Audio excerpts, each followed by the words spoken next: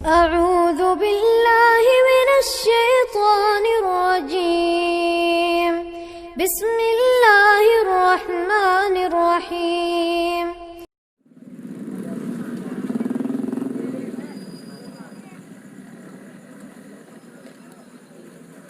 Assalamualaikum. Yang saya cintai dan yang saya muliakan, bapak-bapak, tokoh masyarakat, para sesepuh, khususnya sahibul hajat, Bapak Abdul Khairuddin beserta ibu dan keluarga Aminah. Mudah-mudahan di malam yang sangat berbahagia ini kita dianugerahi rahmat oleh Allah Subhanahu wa Ta'ala, dihujani rizki, sehingga yang sudah pernah pergi haji boleh kembali lagi ke tanah suci, dan yang belum diberi kesempatan oleh Allah Subhanahu wa Ta'ala dimudahkan dan dimurahkan rizkinya, lalu bisa pergi menunaikan ibadah haji ke Baitullahil Haram. Haji adalah merupakan salah satu ibadat yang menjadi kerinduan setiap muslim dan muslimat. Setiap orang yang beriman rindu untuk pergi haji. Saya saja sudah berkali-kali pergi haji, kepingin lagi pergi haji itu. Padahal ibadah ini kita harus memperjuangkan diri untuk mencari nafkah yang cukup dengan uang yang sangat banyak. Kemudian di dalam menunaikan ibadah haji itu kita akan menemui kesulitan-kesulitan yang sangat, dan ibadat yang berat, tidak seperti ibadat sembahyang mengangkat tangan dengan lemah lembut, tapi di sana perlu dengan gagah dan gegap gempita, karena ibadah haji itu adalah ibadah yang penuh dengan perbuatan.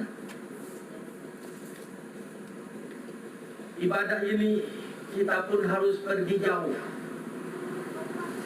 meninggalkan tanah air kita, rumah kita, kampung halaman kita, sanak saudara kita.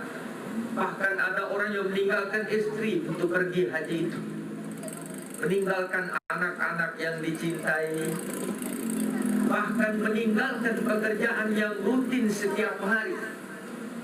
Dari pentingnya dan sangat rindunya orang yang beriman itu untuk menunaikan ibadah haji,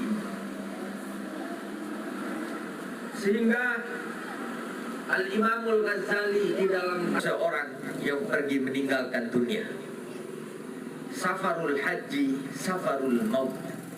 Pergi haji itu adalah pergi meninggal dunia. Jadi orang yang pergi haji itu pergi mati dengan tidak ada harapan untuk kembali pulang. Orang-orang India kalau sampai di tanah suci sana, mereka memegang-megang itu selubungnya Ka'bah, kain Ka'bah, menempelkan dada-dada mereka di batu-batu Ka'bah, menangis meraung. Orangnya bagus-bagus, orangnya ramah-ramah, selalu mengundang kita untuk kembali ke negeri ini. Lim Sulyong yang kaya raya, uangnya triliun-triliun, bahkan puluhan triliun, meninggalkan Indonesia, pergi tinggal ke Singapura, pergi kepada bangsa Indonesia akan negaranya yang sangat indah. Saya sudah keliling dunia, sampai artis-artis cantik yang tidak bisa dibandingkan dengan artis-artis kita di Indonesia. Tapi tidak ada yang merasakan saya punya hati rindu, hanya rindu dengan Indonesia. Pernah seorang ulama besar, Sayyid Muhammad bin Alwi Al-Maliki, melihat rumput sehijau rumput di Indonesia. daun-daun yang menghijau indah, membikin kambing rindu dengannya. Kambing-kambing di Arab makan batu-batu kering. Bahkan kain-kain orang haji yang dijemur juga disantap oleh kambing Arab. Untuk mencari air susahnya bukan buatan. Kambing-kambing itu mau masuk ya Zam-Zam, gak mungkin boleh. Jadi daripada hidup sengsara lebih baik mati. Karena itu kambing di sana gampang dipotong. Kambing di Indonesia susah. Kambing saja nggak mau mati karena keindahan air jernih mengalir banyak. Daun-daun hijau indah sangat mengakibatkan kambing pun tidak mau mati. Tapi kenapa bangsa ini tidak mencintai negaranya?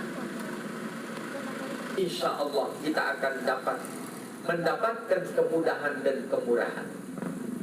Inilah yang menjadi peringatan kepada kita semua. Allah Subhanahu wa Ta'ala, tanah yang kering kerontang, air yang menjadi kedambaan mereka hanya air Zam-Zam. Di Indonesia di setiap rumah sumur kita gali keluar air.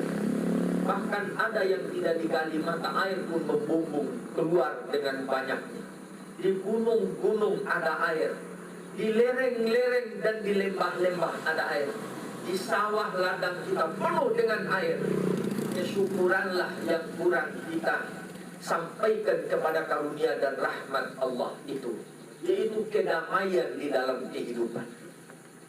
Kasih sayang yang begitu cantik yang dibuat oleh bangsa Indonesia dari dulu, zaman nenek-nenek moyang kita, datok-datok kita. Kalau ada temannya datang dari jauh, tidak segan-segan memberikan tanah yang luas untuk temannya, padahal bukan keluarganya, karena cinta dan kasih sayang sesama bangsa dan setanah air. Sekarang tanah teman di sebelah tahu-tahu pindah patoknya karena kita sudah tidak manusia. Tapi kenapa di Indonesia bisa terjadi? Hanya karena dia mencuri sebuah motor.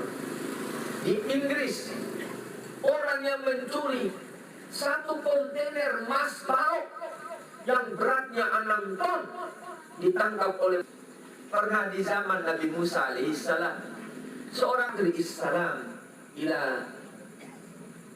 Nabi Allah Musa, Habibi, kirim salam saya kepada Nabi Musa, tolong beritahukan kepada dia untuk dia menyampaikan salamku pada seorang Nabi yang asyik membakar hamba-hambaku yang bertasbih, yaitu semut-semut merah gara-gara